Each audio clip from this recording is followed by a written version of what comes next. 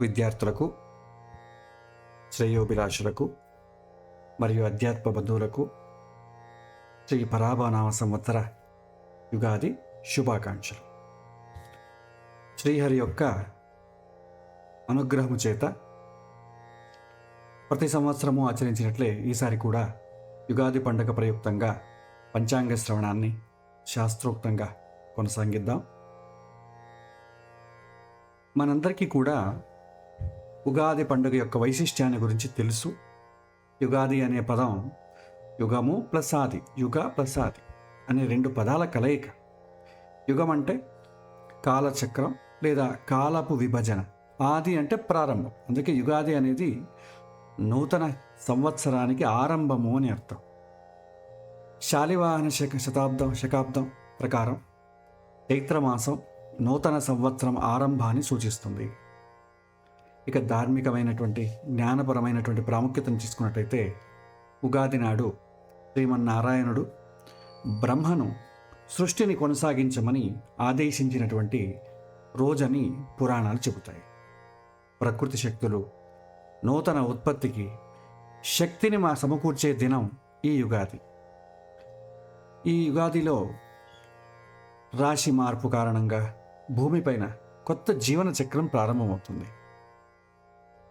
ఉగాది పండుగ సంస్కృతి పరంగా కొత్త ఆశలు, మార్పులు, అభివృద్ధికి నాందిగా పలుకుతాయి. వాతావరణ మార్పులు, పంటల కొత్త ఉత్పత్తులు, ప్రకృతిలో నూతన శక్తి ప్రసరించడానికి సూచనగా ప్రాయంగా మిగులుతుంది. ఈ ఉగాది నాడు మనం ఏ విధంగా ఆచరిస్తామనేది కూడా సంక్షిప్తంగా తెలుసుకునే ప్రయత్నం చేద్దాం. ఇందులో ముఖ్యమైనటువంటి ఈ ఉగాది నాడు 4 ఘట్టాలుగా మనం చూడవచ్చు. అభ్యంగన స్నానం, నింబకదళ భక్షణం, దేవాలయ దర్శనము, పంచాంగ శ్రవణం. అభ్యంగన స్నానం విషయానికి వస్తే ఒక శ్లోకం చెప్తారు. తైలే లక్ష్మీర్ జలే గంగా వత్సరాది తిథౌ శుభే అలక్ష్మీ పరిహారార్థం మంగళ స్నానమాచరేత్. తైలాభ్యంగ స్నానమాదౌ చ కృత్వా పీయూషోత్తం వారి భద్రస్య పత్రం భక్షేత్ సౌఖ్యం మానదం వ్యాధినాశం దీర్ఘాయుష్యం లభ్యతే వర్షమూలే అని అంటారు. ఉగాది నాడు తైలాభ్యంగనం అంటే తల, శరీరానికి నూనె రాసి స్నానం చేయించడం. ఇది శుభప్రదంగా భావిస్తారు. ఇది శరీర శుద్ధి, ఆత్మశుద్ధి, రోగం నుండి విముక్తి, పాప విమోచనానికి దోహదం చేస్తుంది అంటారు. ఇక రెండవది నింబకదళ భక్షణం. శతాయుర్వజ్రదేహాయ సర్వసంపత్కరాయ చ సర్వారిష్ట వినాశాయ నింబకదళ భక్షణం. ఉగాది పండుగ నాడు మనం స్వీకరించేటటువంటి నింబకదళ మిశ్రమం అంటే ఉగాది పచ్చడిలో ఉపయోగించేటటువంటి వేప పువ్వు, బెల్లము, మామిడికాయలు, చింతపండు రసం వగైరా మన జీవితంలో సుఖము, దుఃఖము, ఉల్లాసము, నిరాశ మొదలైన వాటిని సమానంగా స్వీకరించాలి అనేటటువంటి సందేశాన్ని ఇస్తుంది. తీపి అనేది ఆనందం, సంతోషానికి సంకేతం అయితే, పులుపు విచారము, నిరాశ, చేదు కఠినతకు, పరీక్షలకు సంకేతం, కారం అనేది కోపానికి, ఉత్సాహానికి సంకేతం, వగరు అనేది భద్రత, స్నేహబంధానికి, ఉప్పు అనేది అనుభవాల యొక్క బుద్ధికి సంకేతంగా నిలుస్తుంది. కాబట్టి ఈ యొక్క ఉగాది పచ్చడి తినడం ద్వారా జీవితంలో మనకి ఎదురయ్యేటటువంటి సుఖ దుఃఖాలన్నింటినీ కూడా సమానంగా స్వీకరించేటటువంటి మనస్తత్వం పెంపొందించుకునే ఉద్దేశంతోనే ఈ యుగాది పచ్చడి తినటువంటి ఆనవాయితీ మన యొక్క సాంప్రదాయంలో ఉంది. మూడవది దేవాలయ దర్శనం. మన సనాతన సాంప్రదాయంలో మనం ఆచరించేటటువంటి అన్ని పండుగల్లో కూడా ఆధ్యాత్మిక భావన నిండి ఉంటుంది. మన దైనందిక జీవితంలో మన దైనందిక జీవితమే భగవంతుడితో ముడిపడి ఉంటుంది. మనము చేసే ఏ కర్మ కానీ, యజ్ఞము కానీ భగవంతుని అనుసంధానంతోనే చేస్తాం. అంటే ప్రతి ఒక్కటి కూడా దేవుడి పూజ అని. కావున ఏ పండుగ కానీ, సంస్కారం కావచ్చు, పుట్టినరోజు కావచ్చు, ఆ రోజు మనం దేవాలయ దర్శనం అనేది ముఖ్యమైనటువంటి భాగం అయిపోయింది మన జీవితంలో. ఇది కేవలం ఉగాది పండుగకు మాత్రమే కాదు, ఆంగ్ల సంవత్సరం వచ్చినా సరే, పుట్టినరోజు, పెళ్లి రోజు, ఇలా అన్ని సమయాల్లో కూడా మనం గుళ్ళకి వెళ్ళడం, ఇది పరిపాటిదే అయింది. ఇదే ఉగాది నాడు వేణు పూజ అని చేసేవాళ్ళు మన ప్రాచీనులు. భూమి పూజ వేణు పూజ అంటే భూమి పూజ. భూమి పూజ చేసి వాతావరణం యొక్క అనుగ్రహాన్ని కోరుకోవడం. వర్షము, పంటలు, అభివృద్ధి, నీటి సంరక్షణ మొదలైనవి భూమాతకు పూజ చేయడం ద్వారా సంపాదించాలి అని మన ప్రాచీనులు చెప్పేవారు. ఇక దాన ధర్మాల విషయానికి వస్తే ఉగాది పండుగ నాడు అన్నదానం, వస్త్రదానం, విద్యాదానం మొదలైన చేయడం ద్వారా పుణ్యప్రాప్తి కలుగుతుంది అని పురాణాలు చెబుతాయి. కాబట్టి మనం అన్ని పండుగల్లో కూడా దాన ధర్మాలు ప్రత్యేకంగా చెప్పవలసిన అవసరం అందరూ చేస్తూ ఉంటారు. తర్వాత చివరాఖరిది పంచాంగ శ్రవణం. ఉగాది పండుగ నాడు పంచాంగ శ్రవణం అత్యంత ప్రాధాన్యతను పొందింది. ఇది పొందినటువంటి ఆచారం ఇది. ఈ యొక్క శ్రోతల భవిష్యత్తు ఫలాలు, గ్రహస్థితుల ఆధారంగా తెలుసుకోవడం అనేది పంచాంగ శ్రవణం ద్వారా ఇది ప్రధానంగా ఉంటుంది. నవనాయకుల గణన, వర్షాభివృద్ధి, పాలకుల యొక్క తీరు, వాతావరణ మార్పులు, జన ఆరోగ్యం గురించి పంచాంగ శ్రవణం ద్వారా శ్రోత్రులకు విశ్లేషణ ఇవ్వబడుతుంది. పంచాంగ శ్రవణం అనేది ఒక భవిష్యత్ భద్రత, ప్రకృతి అనుకూలంగా ఉందా లేదా, అనుకూలమైనటువంటి జీవితం, ధర్మ పరిరక్షణ ఇలాంటి సామాజిక న్యాయం కోసం నూతనమైనటువంటి మార్గదర్శనాన్ని సూచిస్తుంది. ఇక గ్రహణ నక్షత్ర స్థితులు, నవనాయకుల యొక్క గణన, ఈ ద్వారా వాతావరణటువంటి మార్పులు, పాలకుల యొక్క తీరు, పంటల దిగుబడి, ఇలా మనిషి యొక్క ఆరోగ్యం, ఇలా అన్ని విషయాలు కూడా ప్రకృతితో అనుసంధానం చేయడం అవసరం అనేది ఈ పంచాంగ శ్రవణం అనేది సూచిస్తుంది.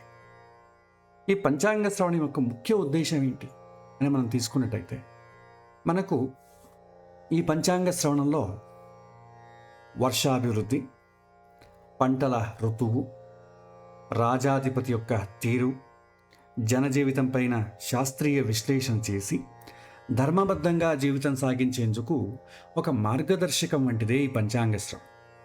పంచాంగ ఫలితాలు ప్రతికూల అనుకూల జీవన విధానం, సామాజిక సమతుల్యకు దారితీసేలా ఉంటాయి.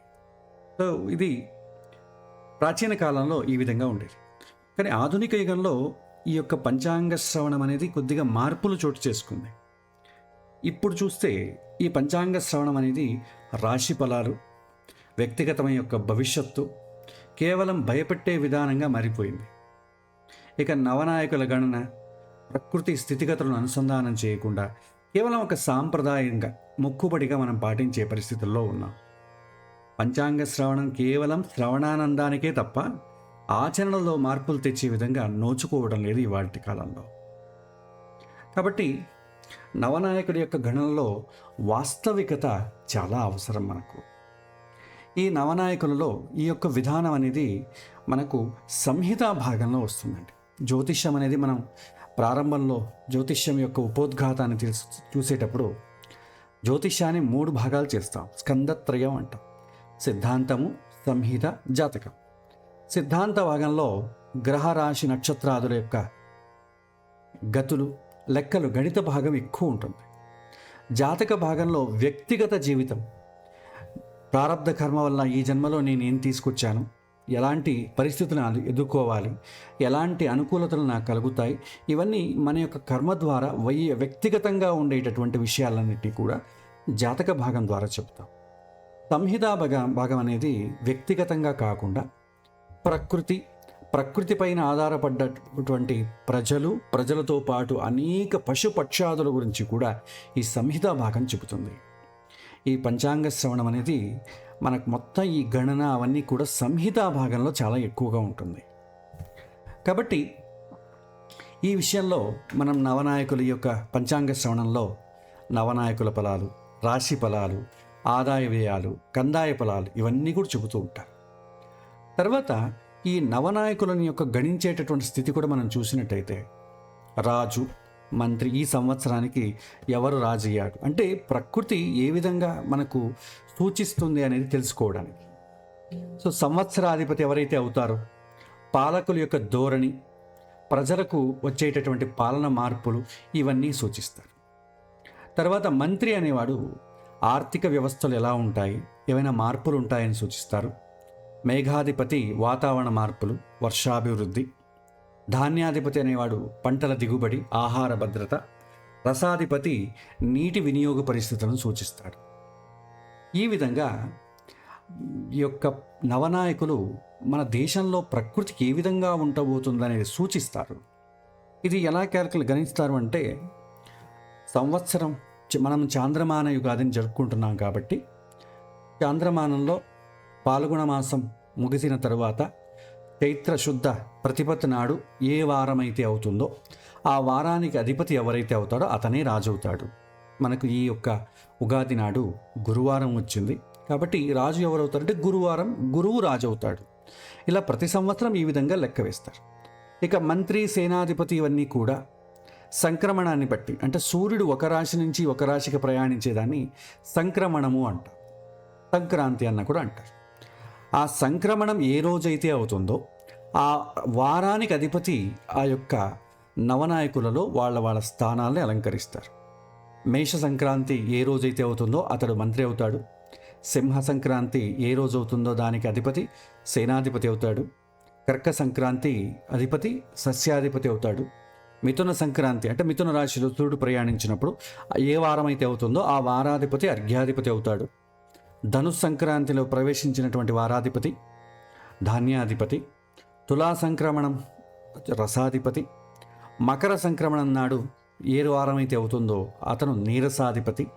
ఇక ఆరుద్ర నక్షత్రంలో సూర్యుడు ప్రవేశించేటప్పుడు ఏ వారం అయితే ఉంటుందో ఆ వారాధిపతి మేఘాధిపతి అవుతాడు. ఇలా నవనాయకుల యొక్క గణన అనేది ఉంటుంది.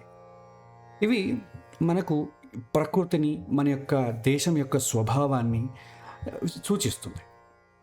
ఇక్కడ మనం గమనించవలసింది ఏంటంటే, వ్యక్తిగత రాశి ఫలాల కన్నా సామాజిక ప్రయోజనమే మనకు చాలా ముఖ్యం.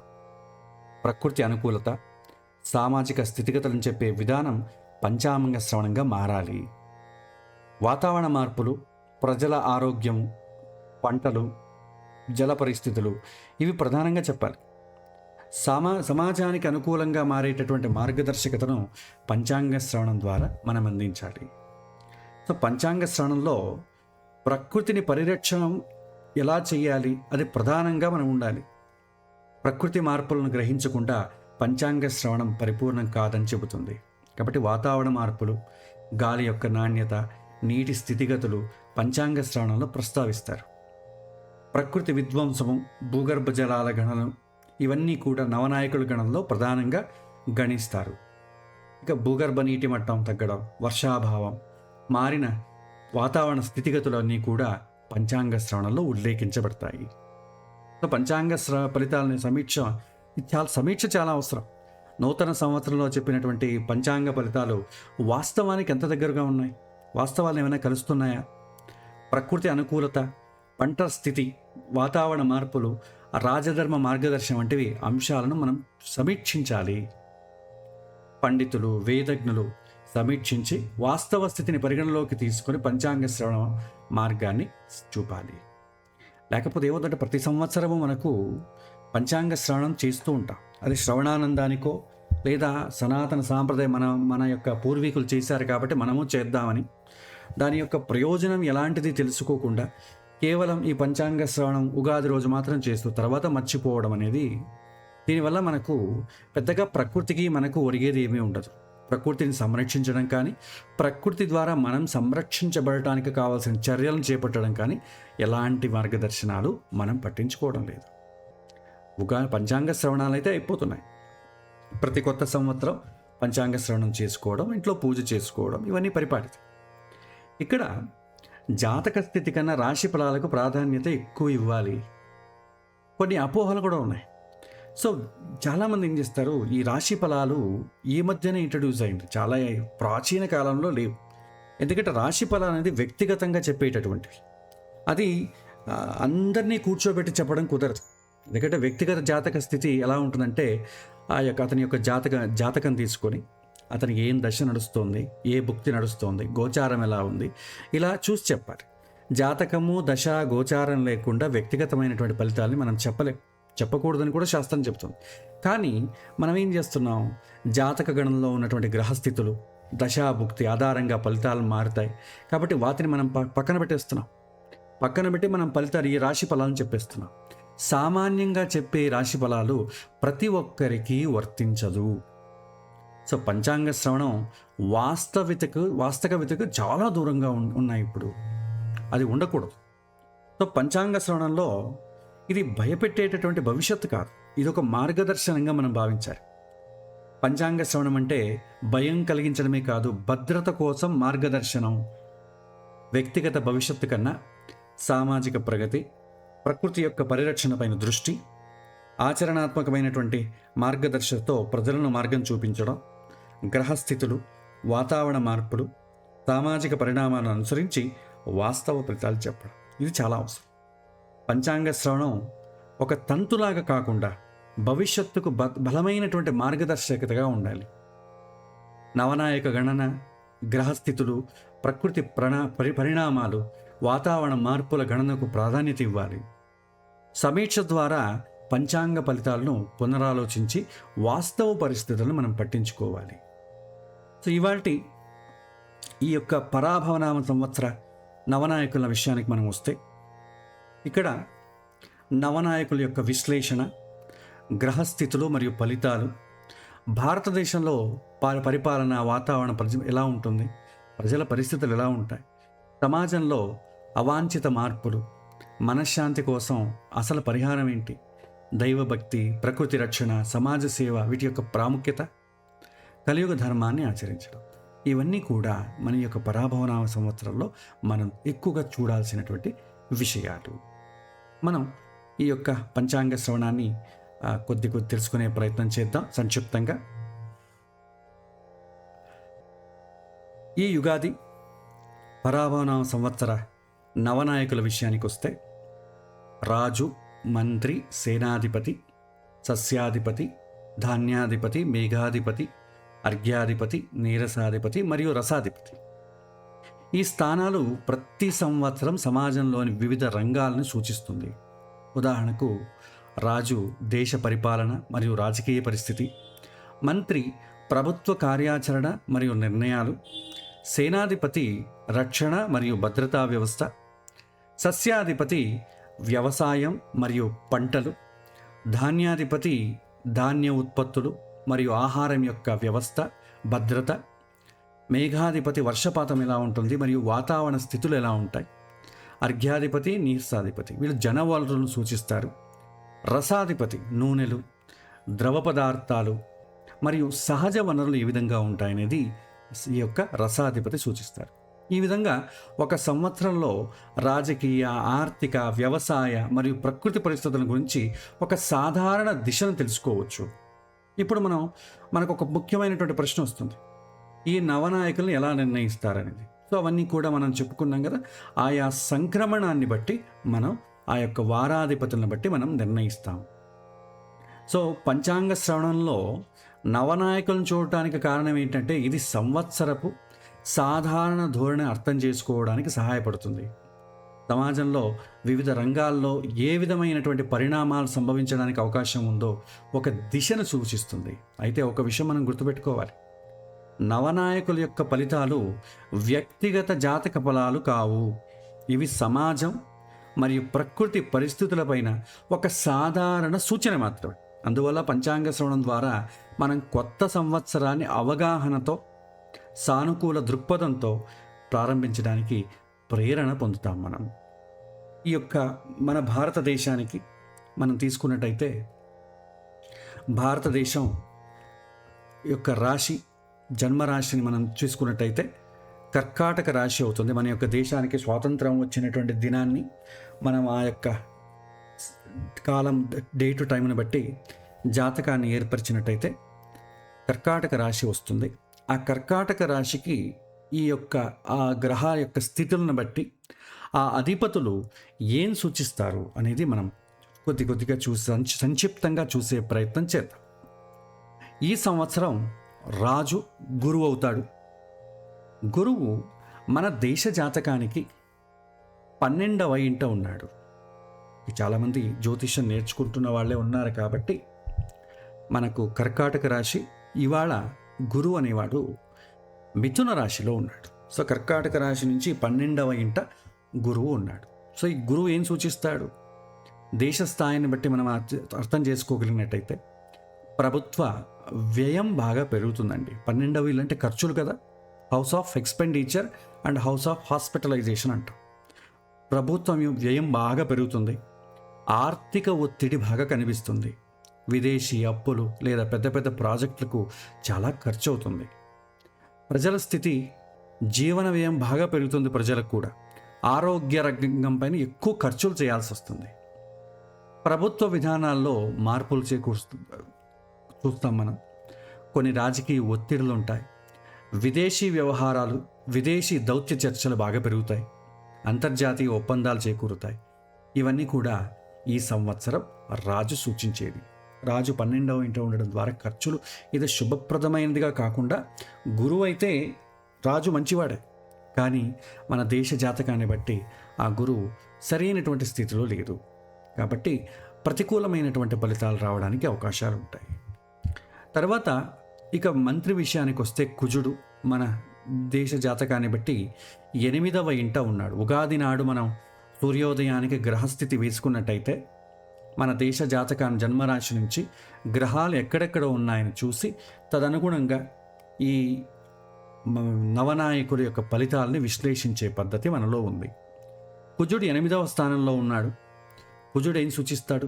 సామాన్యంగా అయితే పనుల్లో అడ్డంకులు, ప్రయాణాల్లో ఇబ్బందులు, ధాన్య నష్టం, మానసిక ఒత్తిడిని సూచిస్తాడు. రాజకీయ విధానాల నిర్ణయాల్లో గందరగోళం, రాజకీయ వాదోపవాదాలు, కొన్ని రంగాల్లో నష్టాలు, వ్యవసాయ రంగం పైన చాలా ఒత్తిడి పెరుగుతుంది, ప్రజల్లో ఒక రకమైనటువంటి అసంతృప్తి పెరుగుతుంది, భద్రతా సంఘటనలు. తర్వాత ఇక్కడ కూడా కుజుడు రాహుతో కలిసి ఉన్నాడు. రాహు అంటే ఆకస్మిక సంఘటనలు, టెక్నాలజీ లేదా సైబర్ దాడులు ఇలాంటివి చోటు చేసుకుంటాయి.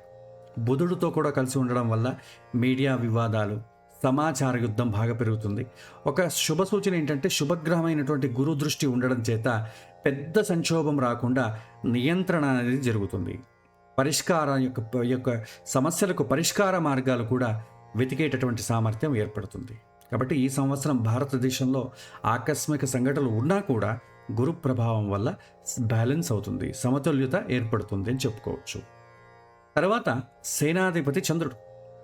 చంద్రుడు 9వ స్థానంలో ఉన్నాడు. మన యొక్క దేశ జాతకం నుంచి 9వ స్థానంలో ఉండడం చేత స్నేహితులతో ఈ వివాదాలు, ప్రయాణాలు, వ్యాధి బాధలు, పనుల్లో అంతరాయాన్ని ప్రజల విషయంలో సూచిస్తుంది. దేశ స్థాయిలో తీసుకుంటే కొన్ని దేశాలతో దౌత్య ఉద్రిక్తలు బాగా పెరుగుతాయి.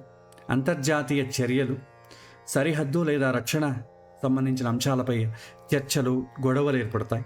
సైనిక చరణాలు జరుగుతాయి. తర్వాత విదేశాంగ విధానాలపైన మార్పులు చోటు చేసుకుంటాయి, చర్చలు జరుగుతాయి. ఇక శనితో కలిసి ఉండడం చేత దీర్ఘకాలిక భద్రతా వ్యూహాలు ఏర్పరచుకోవడం, సూర్యుడు కూడా కలిసి ఉండడం చేత ప్రభుత్వ కీలక నిర్ణయాలు తీసుకోవడం, శుక్రుడితో కలిసి ఉండడం చేత దౌత్య సమతుల్యత. సో భారత్తో విదేశాంగ మరియు ధార్మిక సిద్ధాంత అంశాలపై చర్చలు బాగా పెరిగే అవకాశాలు కనిపిస్తున్నాయి. సో ఈ సంవత్సరం ఆ రాజకీయ చలనం ఎక్కువగా ఉండొచ్చు, భద్రతా అంశాలు ముఖ్యమవుతాయి, కానీ దౌత్య పరిష్కారాలు కూడా అంత సక్రమంగా జరిగినట్టు కనిపించకపోయినా కొద్దిగా ఇబ్బందులు, లోటుపాట్లు ఉంటాయి. ప్రజాభిప్రాయం, ప్రభుత్వ నిర్ణయాలు ప్రభావితం బాగా చేస్తాయి. అంటే ఈ సంవత్సరం ఉత్సాహం ఉన్నా కూడా సమతుల్యత ఉన్న కాలంగా ఉండేటటువంటి అవకాశంగా ఉంది. తర్వాత సస్యాధిపతి మరియు నీరసాధిపతి ఇద్దరూ కూడా గురువే అయ్యాడు అధిపతి. ఎందుకంటే గురువారమే వచ్చింది కాబట్టి రాజు, సస్యాధిపతి, నీరసాధిపతి 3 కూడా గురువే అధిపతి అవుతాడు. అంటే ఈ సంవత్సరం ఫలితాల్లో గణనీయమైనటువంటి ప్రభావం చూపుతుంది. ఉగాది రోజున గురుడు మిథున రాశిలో ఉన్నాడు కాబట్టి దేశ చంద్రరాశి ఆధారంగా స్థానం ఇలా ఉంటుంది. ఇప్పుడు 12వ ఇంట్లో ఉండడం వల్ల స్థాన నష్టం, ధన నష్టం, ప్రమాదాలు, ప్రయోజనం లేనటువంటి ప్రయాణాలు, కష్టాలు.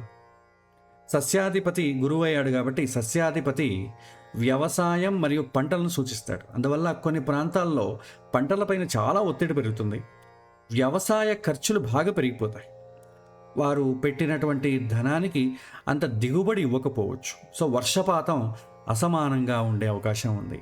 తర్వాత ఇక నీరసాధిపతి కూడా గురువు అయ్యాడు కాబట్టి నీటి నిర్వహణపై ఎక్కువ ఖర్చు పెట్టాల్సి వస్తుంది.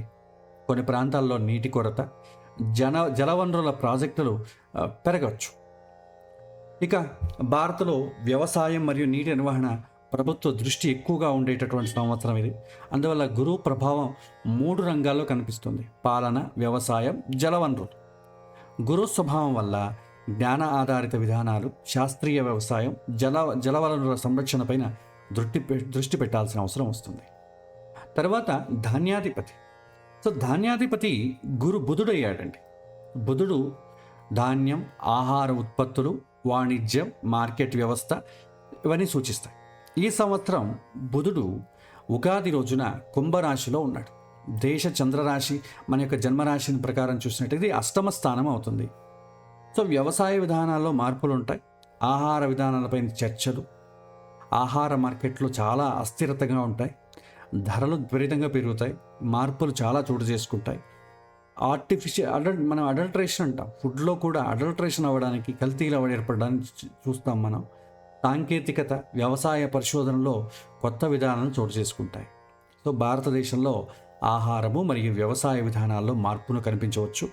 ఈ సంవత్సరం ధాన్యాధిపతి బుధుడు కావడం వల్ల ఆహారము మరియు ధాన్య మార్కెట్లు ముఖ్యమవుతాయి. వాణిజ్య చర్చలు బాగా పెరుగుతాయి. ఖర్చులు బాగా పెరుగుతాయి. వ్యవసాయ సాంకేతికత దృష్టి పెరుగుతుంది. బుధుడు కుంభరాశిలో ఉండడం వల్ల సాంకేతిక వ్యవసాయం, డేటా ఆధారితమైనటువంటి వ్యవసాయ విధానాలు, అంతర్జాతీయ ధాన్య వాణిజ్యం ఇవన్నీ పెరుగుతాయి. అష్టమ స్థానంలో ఉండడం వల్ల ఈ ధాన్యాధిపతి ధాన్యపు యొక్క కొరత పెరుగుతుంది. ఆర్టిఫిషియల్ ఇన్ఫ్లేషన్ అంటాము. కృత్రిమంగా ఇబ్బందులు పెట్టేటటువంటి కారణాలు కూడా జరుగుతాయి. కాబట్టి ఈ యొక్క వ్యయం బాగా పెరుగుతుంది. తర్వాత మేఘాధిపతి చంద్రుడు. భారతదేశాన్ని జాతకాన్ని బట్టి చూస్తే చంద్రుడు 9వ ఇంట ఉన్నాడు. 9వ ఇంట మేఘాధిపతి ఉండడం వల్ల వర్షపాతం సమానంగా ఉండకపోవచ్చు. కొన్ని ప్రాంతాల్లో ఎక్కువ వర్షం, కొన్ని ప్రాంతాల్లో తక్కువ వర్షం.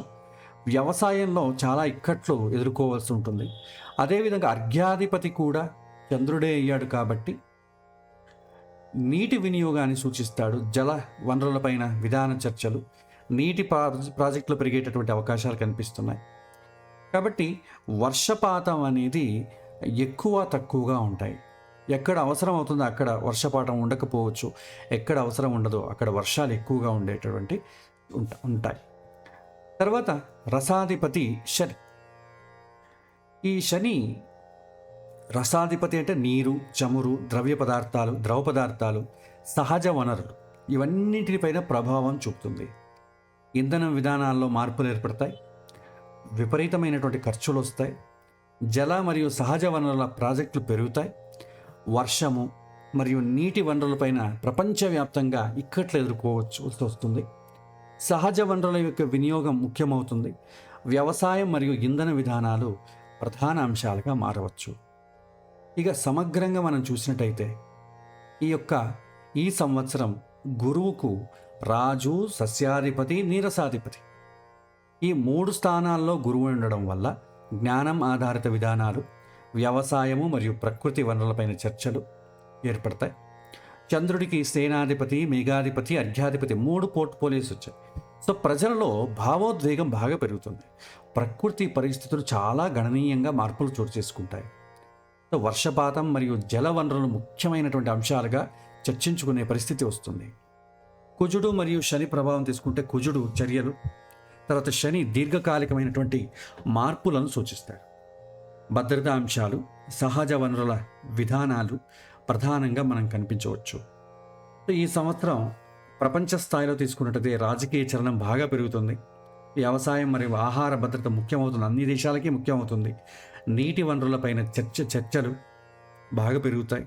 ఇంధనము మరియు సహజ వనరుల విధానాలు చాలా మారుతాయి. చాలా లోటుపాట్లను ఎదుర్కోవాల్సి వస్తుంది. ఇవన్నీ కూడా ప్రకృతి పైన మనం ఆధారపడి ఉంటాం కాబట్టి ఆ ప్రకృతి యొక్క మార్పుల చేత మనం చాలా లోటుపాట్లు ఎదుర్కోవాల్సి వస్తుంది. కాబట్టి మనిషిగా మన వంతు కర్తవ్యంగా ప్రకృతిని మనం సంరక్షిస్తూ, భగవంతుడిని ప్రార్థిస్తూ, ఈ ప్రకృతి పైన మనం ఆధారపడి ఉన్నాం కాబట్టి ప్రకృతిని రక్షించు అనే భగవంతుని వేడుకున్నట్టయితే మనిషి యొక్క సమస్యల్ని భగవంతుడు తిలకించి మనకు సులభోపాయాల్ని ఇస్తాడని మనం భావించవచ్చు. ఇది నవనాయకుల యొక్క ఫలితాలు. తరువాత రాశి ఫలాల గురించి తెలుసుకుందాం. రాశి ఫలాలు అనేది వ్యక్తిగతమైనటువంటి విషయాలు. సంపూర్ణమైనటువంటి ఫలితాల కోసం మనం పుట్టినటువంటి జాతకము, నడుస్తున్నటువంటి దశ, దాంతోపాటు గోచారంలో మనం ఇప్పుడు చూడబోయే రాశులు మూడిటిని అనుసంధానం చేస్తే మాత్రమే మనకు సంపూర్ణమైనటువంటి ఫలం తెలుసుకోవడానికి అవకాశం ఉంటుంది. కేవలం జాతకం లేకుండా, దశలు చూడకుండా కేవలం రాశి ఫలాలను చూసినట్టయితే, రాశి అంటేనే మనస్తత్వం, మనస్సు ఏ విధంగా ఉంటుందని చెప్పొచ్చు అంతే. కానీ మనస్సులో మనం అనుకున్నవన్నీ కూడా సహకారం జరుగుతుందా లేదా అనేది చాలా కష్టంతో కూడుకున్నది. కాబట్టి ప్రాచీన కాలంలో ప్రత్యేకంగా రాశి ఫలాలు చెప్పేటటువంటి వ్యవస్థ లేదు. తరువాత మనకు ఇది పొందుపరచడం జరిగింది. అయినా సాంప్రదాయం ఒకటి ఉంది కాబట్టి మనం దానికి అనుగుణంగా రాశి ఫలాలను చెప్పుకునేటటువంటి ప్రయత్నం చేద్దాం. ఈ రాశి ఫలాలు గణించడంలో మనం ముఖ్యంగా గుర్తుపెట్టుకునేది, గణించదగినది మేజర్ ప్లానెట్స్ ట్రాన్సిట్ ఎప్పుడవుతుంది అని. మేజర్ ప్లానెట్స్ అంటే గురువు, శని, రాహు, కేతు. ఒక సంవత్సరానికి ఒకసారి సంచరించే గ్రహాలు ఇవన్నీ. మిగిలినవి కుజుడు, బుధుడు, సూర్యుడు, చంద్రుడు, శుక్రుడు, ఇవన్నీ కూడా నెలకు ఒకసారి ప్రయాణిస్తూ ఉంటాయి. దానిలో మనకు ప్రత్యేకంగా ఎక్కువగా ఏం చెప్పుకోలేం. మనం గురువు, శని దీన్ని ప్రత్యేకంగా ఎక్కువగా చూస్తాం. గురు బలం ఉందా లేదా, శని బలం ఉందా లేదా, ఇది చూస్తూ వెళ్తాం. అంటే మన యొక్క పుట్టినటువంటి జన్మరాశిని బట్టి ఈ గ్రహాలు ఎలా ఉన్నాయో చెప్పే ప్రయత్నం అనమాట. ఇప్పుడు మొదట మనం రాశి ఫలాల గురించి వెళ్దాం. రాశి ఫలాలు అంటే ఏంటి? సో ఉగాది రోజున పంచాంగ శ్రవణం చేయడానికి మన భారతీయ సంస్కృతిలో చాలా కాలంగా కొనసాగుతున్నటువంటి ఒక మంచి సాంప్రదాయం ఏంటంటే ఇది రాశి ఫలం చెప్పడం. ఈ సందర్భంలో సాధారణంగా మనం రాశి ఫలాలను వింటాం. అయితే ముందుగా మనకు ఒక ప్రశ్న మనమే వేసుకోవాలి. రాశి ఫలాలు అంటే ఏంటి? జ్యోతిష్ శాస్త్రంలో రాశి ఫలాలు అంటే ఒక వ్యక్తి యొక్క జన్మ రాశిని బట్టి ప్రస్తుతం గ్రహాల సంచారాన్ని పరిశీలించి చెప్పేటటువంటి సాధారణమైన ఫలము. అంటే ఇది ఒక వ్యక్తికి మాత్రమే సంబంధించినటువంటి ప్రత్యేకమైనటువంటి ఫలితం కాదు, గుర్తుంచుకోవాలి.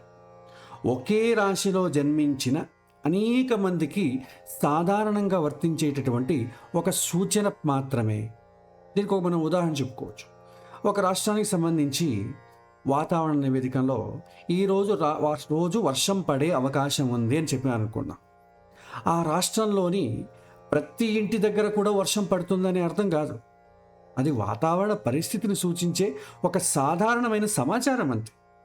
అదేవిధంగా రాశి ఫలాలు కూడా ఒక సాధారణమైన సూచన మాత్రమే. ఇది ఎందుకు అవసరం రాశి ఫలాల గురించి తెలుసుకోవడం అన్నట్టయితే, రాశి ఫలాల ఉద్దేశం మనుషులకు ఒక మనోభావాన్ని సూచన ఇవ్వడం.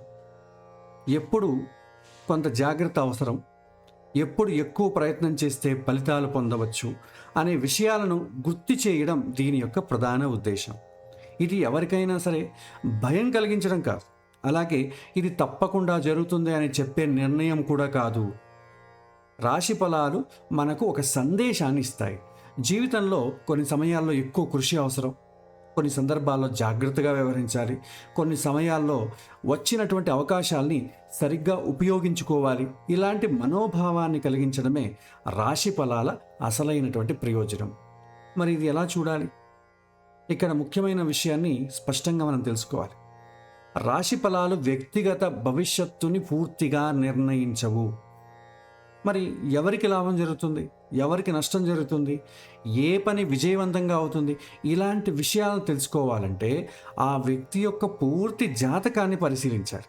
లగ్నము, దశలు, గ్రహస్థితులు, యోగాలు మొదలైన అన్నీ కలిసి పరిశీలించినప్పుడే ఆ వ్యక్తి గతంలో చేసుకున్నటువంటి కర్మకు అనుగుణంగా ఈ జన్మలో ఎలాంటి ఫలితాలను పొందవచ్చు అనేది నిర్ణయించవచ్చు.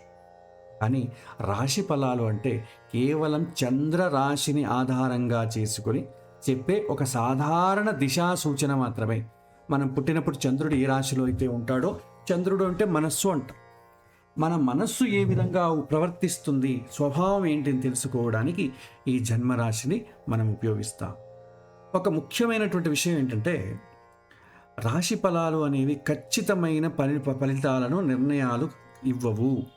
అవి కేవలం మన మనస్థితిని సూచించే ఒక మార్గదర్శకాలను మనం దృఢంగా నమ్మాలి.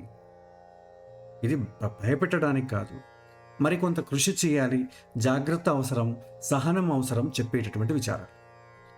అందువల్ల రాశి ఫలాలు మనం ఈ దృష్టితోనే చూడాలి. ఇది మన ప్రాచీన సాంప్రదాయంలో భాగం.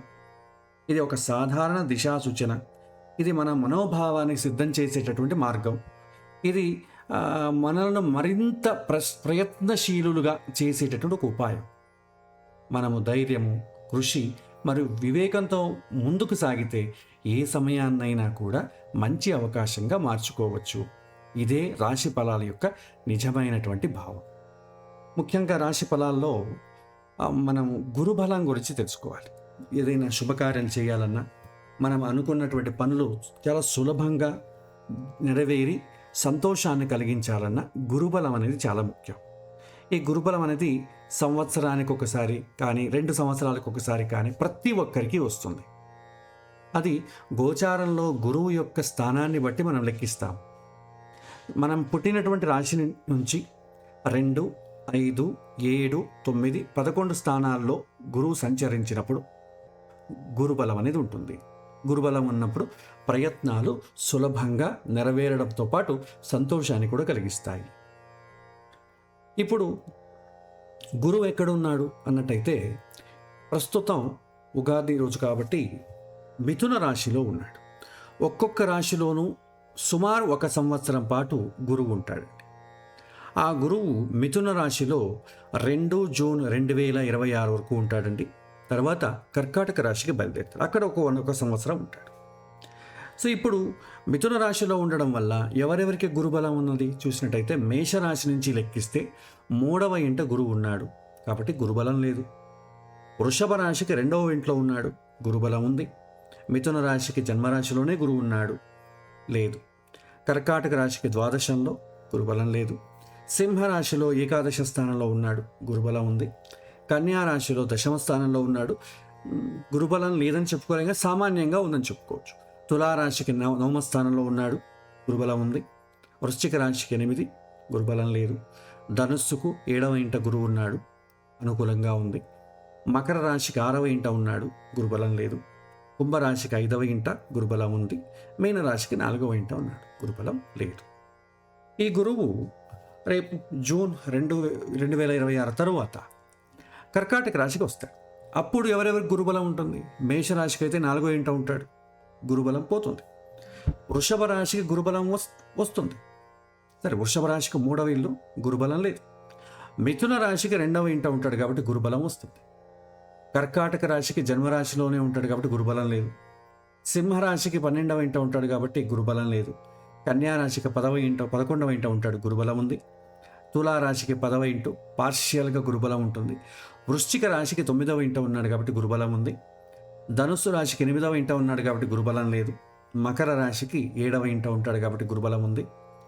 కుంభరాశికి గురుబలం లేదు. మీనరాశికి గురుబలం ఉంది. ఇది సామాన్యంగా ఏదైనా శుభకార్యాలు చేయాలన్నా, కొన్ని ప్రయత్నాలు నెరవేరాలన్నా సామాన్య సూచన మాత్రమే.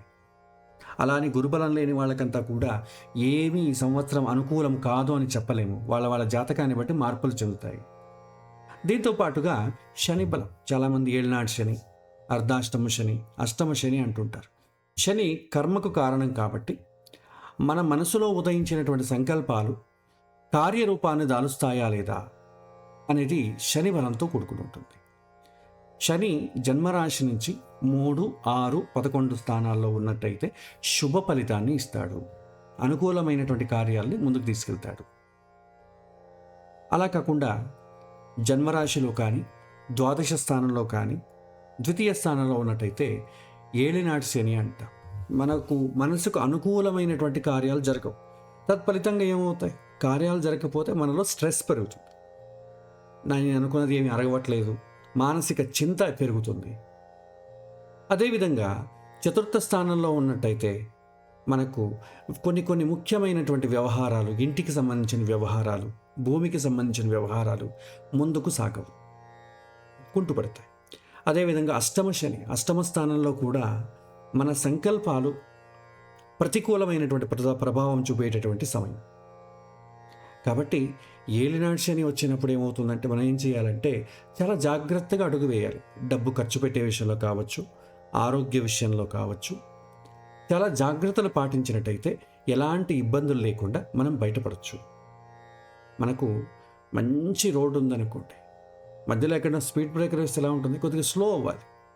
ఈ యొక్క శని అనేది మన జీవితం, ఈ యొక్క శనికి సంబంధించిన సమయం అనేది మనకు స్పీడ్ బ్రేకర్ లాంటిది.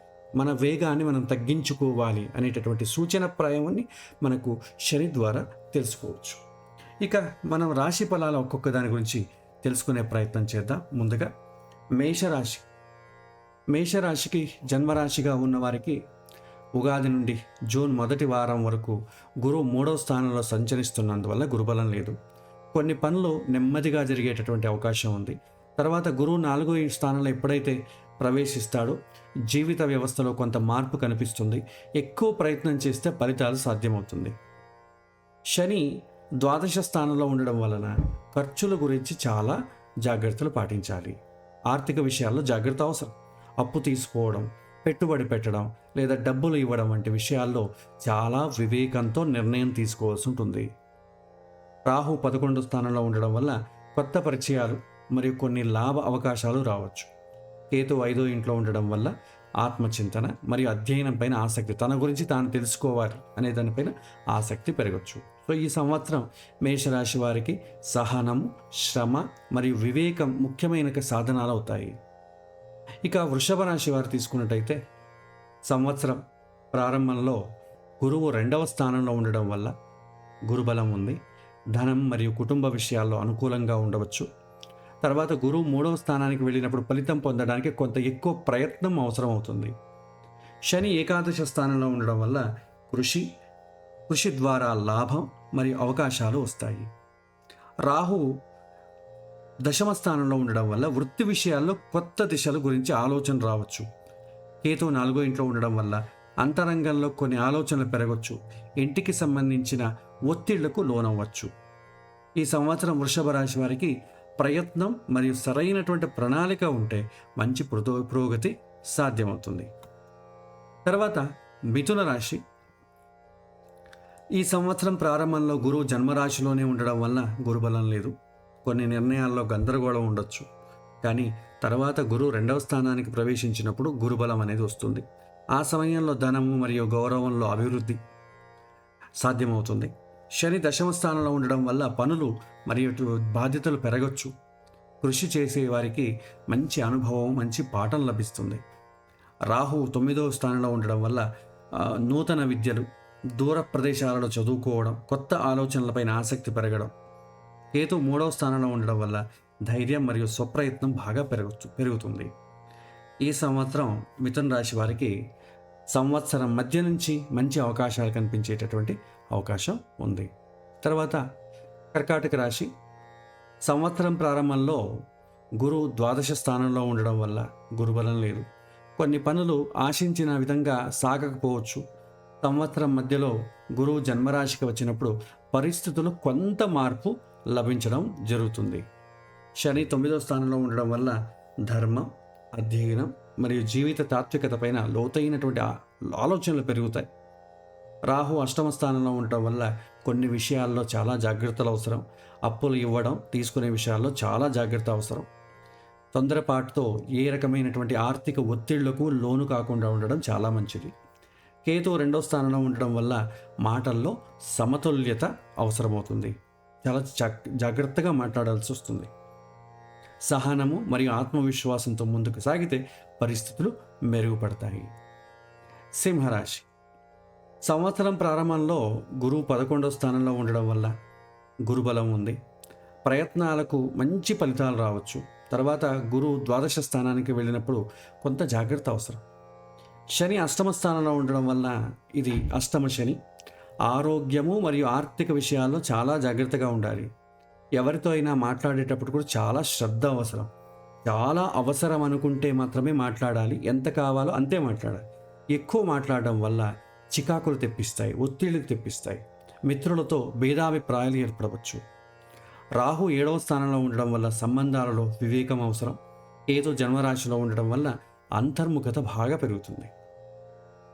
ధైర్యము మరియు సమతుల్యతతో ఉండేటటువంటి సవాళ్లను అవకాశాలుగా మార్చుకోవాల్సి వస్తుంది. తర్వాత కన్యారాశి సంవత్సరం ప్రారంభంలో దశమ స్థానంలో ఉండడం వల్ల గురుబలం లేదు. పనుల్లో కొంత ఆలస్యం ఉండవచ్చు. తర్వాత గురువు 11వ స్థానానికి వెళ్ళినప్పుడు గురుబలం అనేది లభిస్తుంది. శని 7వ స్థానంలో ఉండడం వల్ల సంబంధాల్లో సహనం అవసరమవుతుంది. రాహు 6వ స్థానంలో ఉండడం వల్ల శత్రువులను జయించేటటువంటి అవకాశం ఉంటుంది. కేతు ద్వాదశ స్థానంలో ఉండడం వల్ల ఆత్మచింతన ఉంటుంది. ఖర్చుల విషయంలో ఎవరికైనా సహాయం చేస్తాననేటటువంటి విషయంలో చాలా జాగ్రత్తగా ఉండాలి. మనం దానికి అర్హులమా కాదా, మనకు ఆ శక్తి ఉందా లేదా చూసుకోవాల్సి వస్తుంది. సంవత్సరం మధ్య నుంచి వీరికి పురోగతి అనేది సాధ్యమవుతుంది. తదుపరి తులారాశి సంవత్సర ప్రారంభంలో గురువు 9వ స్థానంలో ఉండడం వల్ల గురుబలం అనేది ఉంది. ధర్మం మరియు విద్యలో అనుకూలత ఉంటుంది. తర్వాత గురువు దశమ స్థానానికి వెళ్ళినప్పుడు పనుల్లో ఎక్కువ శ్రమ అవసరం కావచ్చు. శని 6వ స్థానంలో ఉండడం వల్ల కృషి ద్వారా అడ్డంకులను జయించవచ్చు. 5వ స్థానంలో ఉన్నటువంటి రాహు కొత్త ఆలోచనలు వస్తుంది. కేతు 11వ స్థానంలో ఉండడం వల్ల కొన్ని సంబంధాలు దూరంగా ఉండడం మంచిది. ప్రయత్నము మరియు ధైర్యంతో మంచి ఫలితాల్ని పొందొచ్చు. వృశ్చిక రాశి సంవత్సరం ప్రారంభంలో గురువు 8వ స్థానంలో ఉండడం వల్ల గురుబలం అనేది లేదు. కొన్ని పనుల్లో ఆలస్యంగా ఉండొచ్చు. తర్వాత గురువు 9వ స్థానానికి వెళ్ళినప్పుడు గురుబలం వస్తుంది. శని 5వ స్థానంలో ఉండడం వల్ల మనస్సులో ఆలోచనలు బాగా పెరుగుతాయి. కొన్ని సమయాల్లో లేజీనెస్ కూడా పెరగచ్చు. రాహు 4వ స్థానంలో ఉండడం వల్ల ఇంటి విషయాల్లో జాగ్రత్త అవసరం. ఇల్లు కొనుగోలు చేయడం, అమ్మడం, ప్రాపర్టీ రిలేటెడ్ మ్యాటర్లు చాలా జాగ్రత్తగా ఉండాలి. ఏదో దశమ స్థానంలో ఉండడం వల్ల పనుల విధానంలో మార్పులు రావచ్చు. సంవత్సరం మధ్య నుంచి పరిస్థితులు మెరుగుపడవచ్చు.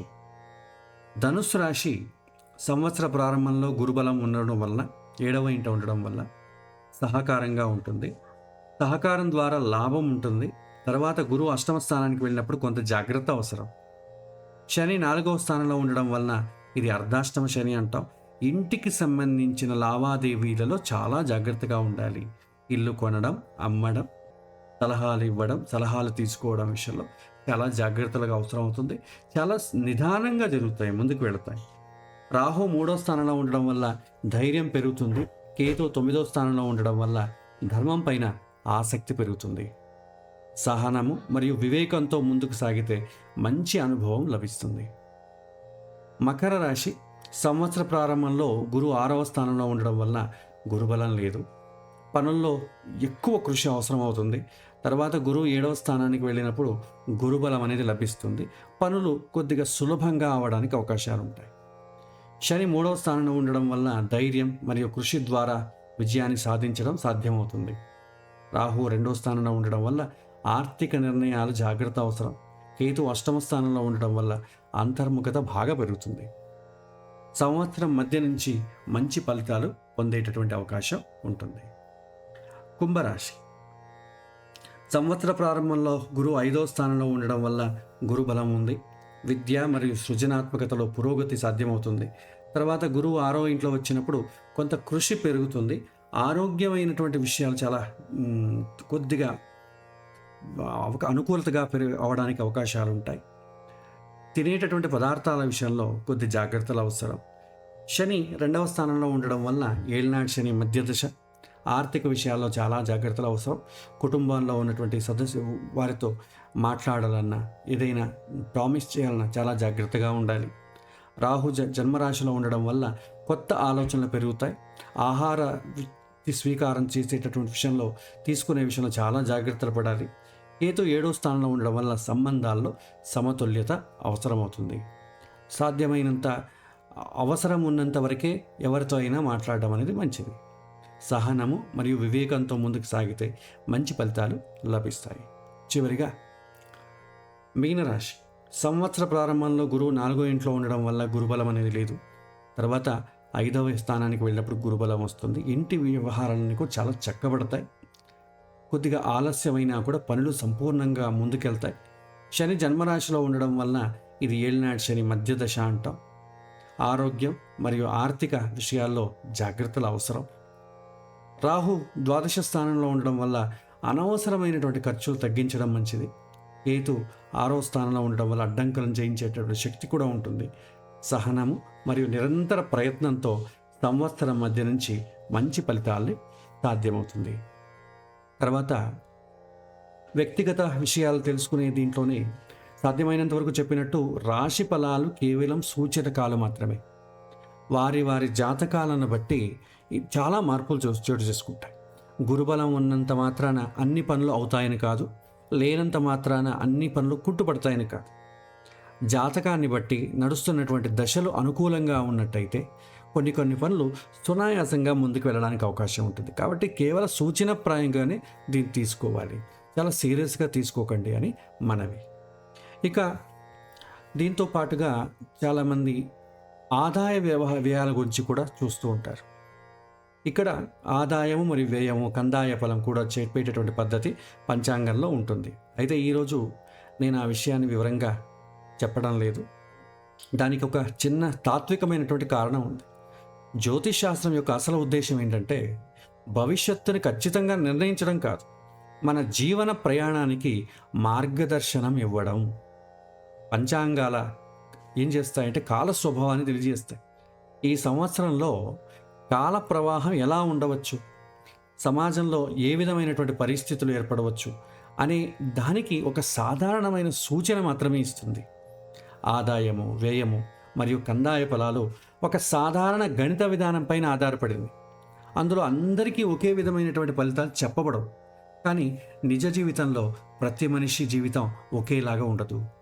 ఎవరైనా సరే చూసినట్టయితే కొంతమంది ఎక్కువ శ్రమిస్తారు, విద్యలో కొంతమంది ముందుంటారు, ఇంకొంతమంది ధైర్యంగా ప్రయత్నిస్తారు. ఈ గుణాలే మన ఫలితాలను నిర్ణయిస్తాయి. అందుకే మన శాస్త్రాలు ఒక ముఖ్యమైనటువంటి విషయాన్ని చెబుతాయి. పురుషార్థమే జీవితానికి మూలం అని చెబుతాయి. అంటే కాలం అనేది ఒక దిశ మాత్రమే చూపుతుంది, కానీ జీవితం ఎలా ఉండాలో నిర్ణయించేది మన ప్రయత్నమే. ఆ కారణంగా ఈరోజు నేను ఆదాయం మరియు వ్యయం విషయాల్లో సాధారణమైన గణన వివరణ చెప్పడం కంటే ప్రజలకు ఎక్కువ ఉపయోగపడే విషయాలను చెప్పాలనుకోవడం అనుకుంటున్నాను. సో ఉదాహరణకు ఈ సంవత్సరం స్వభావం ఎలా ఉంటుంది, నవనాయకుల ఫలితాలు ఎలా ఉంటాయి, సమాజ స్థితి ఎలా ఉంటుంది, మరియు రాశుల ఆధారంగా కొన్ని మార్గదర్శకాల సూచనలు మాత్రమే. ఇవి తెలుసుకుంటే మన జీవితంలో మరింత ఉపయోగకరంగా ఉంటుంది. కాబట్టి పంచాంగ శ్రవణం యొక్క అసలు సందేశం ఏమిటంటే కాలాన్ని తెలుసుకోవడమే జ్ఞానం, కానీ జీవితాన్ని నిర్మించేది మన శ్రమ, ధైర్యము, మన సత్సంకల్పము. కాబట్టి ఈ భావనతో మన పంచాంగంలో ఉన్న ఫలితాన్ని పరిశీలించాలి. ఇంకా ఎవరికైనా ఆదాయం, వ్యయం, కందాయ ఫలం తెలుసుకోవాలంటే కొత్త సంవత్సరం ఎలాగో మనం పంచాంగాలను కొనుక్కొని ఉంటాం కాబట్టి అందులో నంబర్స్ ఉంటాయి. ఆ నంబర్స్ని బట్టి మన యొక్క ఆత్మానందాన్ని, మనం శాంతిని పొందొచ్చు. ఇక చివరిగా ఈరోజు మనం ఉగాది పర్వదినాన్ని పురస్కరించుకొని పంచాంగ శ్రవణం ద్వారా ఈ కొత్త సంవత్సరానికి సంబంధించిన కొన్ని విషయాలను తెలుసుకున్నాం. సంవత్సర స్వభావం ఎలా ఉండొచ్చు, నవనాయకుల ఫలితాలు ఏమి సూచిస్తాయి, కాల ప్రవాహం అనేది ఎలా ఉంటుంది అనే విషయాలను కొంతవరకు మనం పరిశీలించాం. కానీ ఒక విషయం మనం గుర్తుపెట్టుకోవాలి, పంచాంగ శ్రవణం యొక్క అసలు ఉద్దేశం భవిష్యత్తును ఖచ్చితంగా చెప్పడం కాదు. దాని అసలు ఉద్దేశం ఏంటంటే మనిషికి జీవన దిశను చూపించడం. కాలం ఎలా ఉన్నా కూడా మన జీవితం ఎలా ఉండాలనేటటువంటి నిర్ణయం చివరికి మన చేతుల్లోనే ఉంటుంది. మన భారతీయ ఋషులు కాలాన్ని ఒక గొప్ప గురువుగా చూశారు. కాలం మనకు 2 విషయాలను నేర్పుతుంది. ఒకటి అనిత్యత, రెండవది జాగృతి. ప్రతి సంవత్సరం ఉగాది వస్తుంది, ప్రతి సంవత్సరం మనం కొత్త సంవత్సరాన్ని ప్రారంభిస్తాం. కానీ ప్రశ్న ఏంటంటే మన జీవితం కూడా ప్రతి సంవత్సరంలో కొంత మేరకైనా మారుతుందా? మనలో జ్ఞానం పెరుగుతుందా? మనలో ఉన్నటువంటి దుర్గుణాలను తగ్గించగలుగుతున్నామా? మన మనస్సు మరింత శాంతంగా మారుతుందా? శాంతిని పెంపొందించే ప్రయత్నంలో కొద్ది వరకైనా చేస్తున్నామా? ఇలా వేసుకుంటే ఉగాది పండుగ మనకు ఈ ప్రశ్నలకు గుర్తు చేస్తే మనకు మార్పు రావడానికి ఒక అడుగు వేసినట్టు అవుతుంది. మన శాస్త్రాలు కూడా ఒక గొప్ప సత్యాన్ని చెప్పబడింది. కాలహ జగత్పక్షక అని. కాలం అన్నింటినీ ముందుకు తీసుకెళ్తుంది. కాలం ఎవరి కోసం ఆగదు. అందుకే కాలాన్ని భయపడాల్సిన అవసరం లేదు. కాలాన్ని సద్వినియోగం చేసుకోవడమే మనకు కావాలి. ఈ కొత్త సంవత్సరాన్ని ప్రారంభిస్తున్న ఈ సందర్భంలో మనం 3 ముఖ్యమైనటువంటి సంకల్పాలు చేసుకోవాల్సి ఉంటుంది. ఒకటి, జ్ఞాన సంకల్పం అంట. మనిషి నిజంగా ఎదగనిచ్చేది ధనం కాదు, పదవి కాదు, జ్ఞానం. జ్ఞానం మనకు సత్యాన్ని చూపిస్తుంది. జ్ఞానం మనలో వివేకాన్ని పెంచుతుంది. జ్ఞానం మన జీవనాన్ని శుద్ధి చేస్తుంది. కాబట్టి ఈ సంవత్సరంలో ప్రతి ఒక్కరూ తమ తమ జీవితంలో కొత్త జ్ఞానాన్ని సంపాదించాలి, మంచి గ్రంథాలను చదవాలి, సత్సంగాలు చేయాలి అనేటటువంటి సంకల్పం మనం చేసుకోవాలి. రెండవది పురుషార్థ సంకల్పం. మన శాస్త్రాలు ఒక గొప్ప సత్యాన్ని చెబుతాయి. ఉద్యమేహి సిద్ధ్యంతి కార్యాణిన మనోరథై అంటారు. అంటే మనసులో కోరికలు పెట్టుకోవడం మాత్రమే సరిపోదు, ప్రయత్నం కూడా చేయాలి, శ్రమించాలి అనేది దీని యొక్క సుభాషితం యొక్క అర్థం. పంచాంగం కాలాన్ని సూచిస్తుంది, కానీ ఫలితాన్ని సృష్టించేది మన ప్రయత్నమే. కాబట్టి ఈ సంవత్సరంలో మనం మన కర్తవ్యాన్ని నిజాయితీతో చేయాలి, ధైర్యంగా ముందుకు సాగాలి, క్రమశిక్షణతో జీవించాలి అనే సంకల్పం మనం చేసుకోవాలి. పురుష ప్రయత్నమే చాలా ముఖ్యం. మూడవది భగవద్భక్తి సంకల్పం. మనిషి ప్రయత్నం ముఖ్యమే, కానీ ఆ ప్రయత్నానికి పరిపూర్ణ ఇచ్చేది మాత్రం భగవంతుని యొక్క కృప. మన జీవితంలో వినయం ఉండాలి, ధర్మం ఉండాలి, భక్తి ఉండాలి. ప్రార్థన, ధ్యానం, సత్సంగం మరియు సత్కార్యాల ద్వారా మనం భగవంతుని అనుగ్రహానికి పాత్రలమవ్వాలి.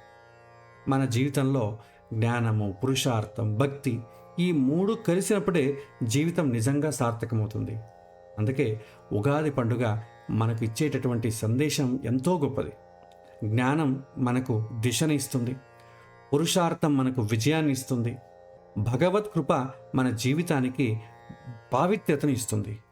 ఈ కొత్త సంవత్సరంలో మీ అందరికీ కూడా జీవితాల్లో ఆరోగ్యం, శాంతి, జ్ఞానం, ధర్మం మరియు సత్సంకల్పాలు పెరగాలని హృదయపూర్వకంగా కోరుకుంటున్నాను. మీ అందరికీ కూడా మరొకసారి శ్రీ పరాభవనామ సంవత్సర ఉగాది శుభాకాంక్షలు తెలుపుతున్నాను. ఇద్దరితో ఈ చిన్న పంచాంగ శ్రవణం అనేటటువంటి ఉపన్యాసాన్ని ముగిస్తున్నాను. శ్రీకృష్ణ అర్పణమస్తు. ధన్యవాదాలు. నమో నమః.